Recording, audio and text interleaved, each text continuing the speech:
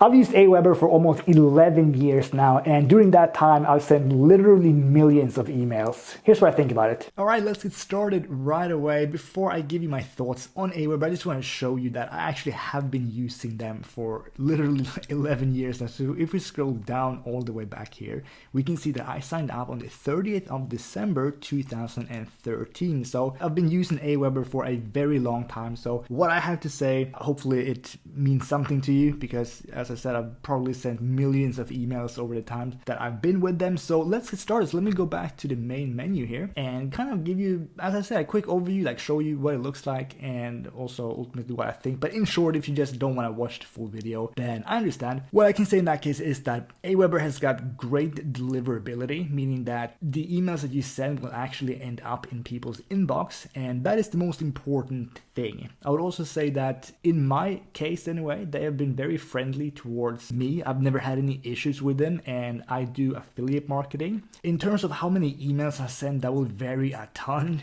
During one of the years, I think this was back in like 2023, I basically didn't send any emails at all. But other times I'll send sometimes 2 emails per day, so it might be like 10, 12 emails per week, something like that. It kind of varies a bit, but in short, I've never had any issues. The deliverability is good. If we look at it here, we can see that around 20% open rate, which is pretty good. I clean my list every now and then, and I have right around 5,000 subscribers. So let me show you what it actually looks like. If you just want to see like, how does it look like, how do you send an email? So the only thing you have to do is you click create a message, and I always use the drag and drop editor. And what you do then is very, very obvious. You can literally just open it up like this. I usually don't use any of these things. I usually go here and I click delete.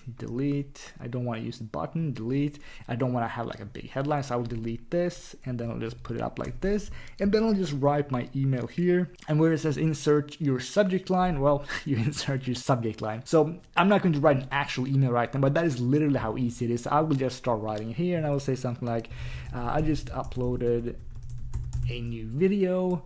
You can check it out here. You can watch it here. Is probably what I would say. You can watch it here. Obviously, like this isn't something I'm going to send. But what you do then is, if you want to have a link, you just do like this, and then right here is going to pop up where it says add link. So you click there, and then you just paste whatever link you have. So let's say you wanted to go to your latest YouTube video, then you're just going to go to YouTube. So for example, if you just go back here, just pricing that I'll talk about in a second. Let me just copy this. You're not going to see this because I'm not showing that part of my screen, but I did just copy it, and then here, link, and then I just click save. That way you're going to have a link inside of your email. And then I usually make this one a little bit bolder, so bold. Sometimes I'll change the size of this to 18 just so it stands out a little bit more. And then I usually just sign off like this. So take this back to 16, and I'll just say something like thanks. Or I usually say talk soon.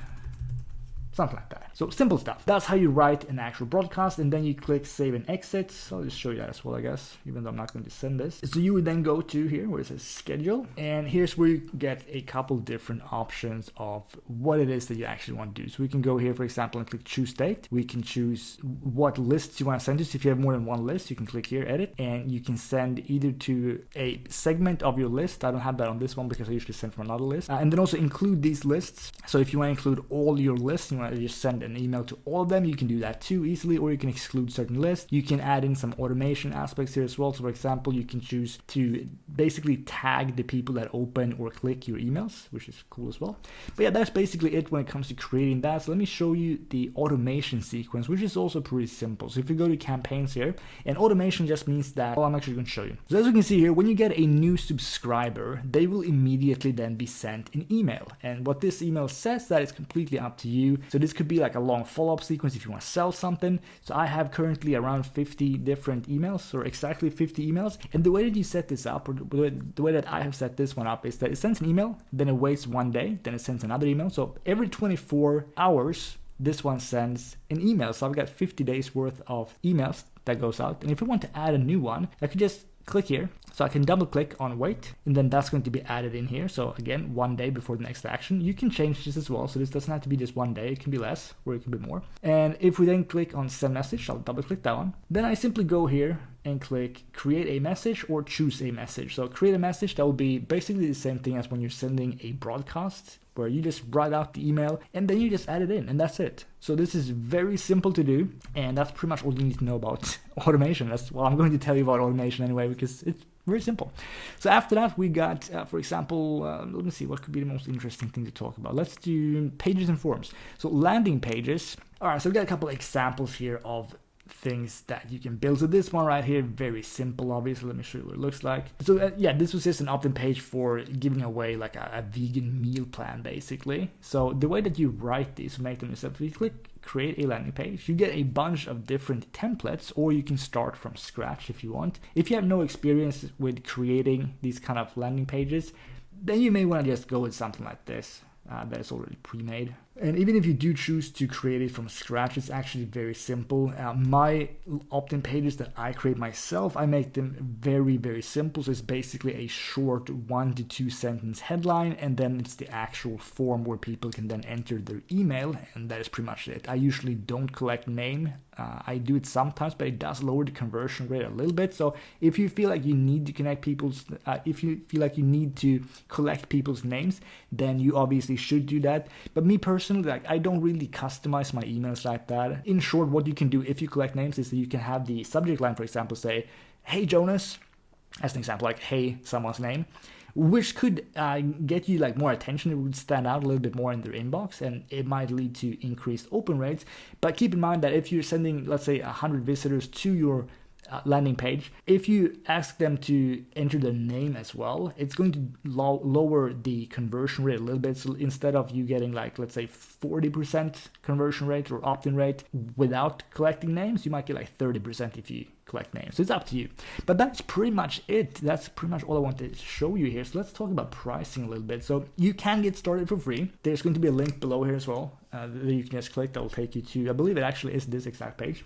So if you click there, you can see you can get started for free. It doesn't cost anything. You can have up to 500 subscribers, 1 email list. You can create 1 landing page, 1 email automation, and you get some basic email support. So if you're just getting started, absolutely you can go with this, but just keep in mind that there are some limitations here. The one that I have is actually not here because, as I said, I've been with Aweber for a really long time. So I have something called, I think it's called Aweber Pro, but I am getting switched over to Plus now, I think next month. They made some changes recently where you're no longer allowed to send unlimited emails. So how it works now is that you can send between 10x your subscriber count to 15x. So basically what they mean by that, if we go up, or sorry, if we go to another page, let me show you here. So it says here, so Aweber free, manage up to 500 subscribers, send 3,000 emails monthly. And if we go to, let me show you this one, for example. So if you're on their light plan, the cheapest one, it starts at $15 per month, and you have 1,000 subscribers, then you can send a total of 10,000 emails. So that doesn't mean that you can send 10,000 different emails to your entire list. It means that you could then send,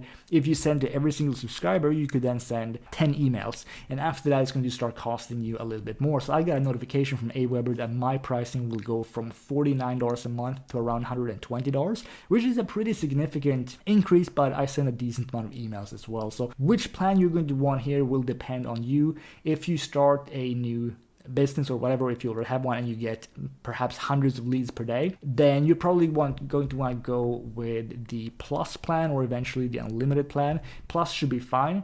This is $75 a month billed annually, or you could go with Lite. And then as you can see, this is what you have to keep in mind, that it's 10x max per month. You're not going to like lose your account if you send more. As I said, it's just going to cost you extra. So the one that I had, this is probably what I'll get. I get like 4,959 subscribers now, and I think I sent like 85,000 emails last month. So yeah, mine would be around $120 per month. So it was pretty much this plan that I ended up on, I guess, 90,000 cents. So yeah, that is the pricing. But in short, Aweber has got really good deliverability. I get really good open rates and stuff with them, so I'm happy with that. I'm not super happy with the price going up like that because it will end up being more expensive than other autoresponders, but in terms of deliverability, as I said, they are really good. I'm also using GetResponse. I'm going to make a review of them as well, so if you're on this video right here and you want to check that out, it should already be on my channel, so you can watch that review as well if you want. You can kind of compare them, and that is pretty much all I'm going to say here. There's no need for me to really ramble on anymore, but in short, yeah, they're great. So if you want to have a reliable autoresponder, definitely give Aweber a go. There's a link in the description. Thank you so much for watching. I'll see you in the next video. Bye.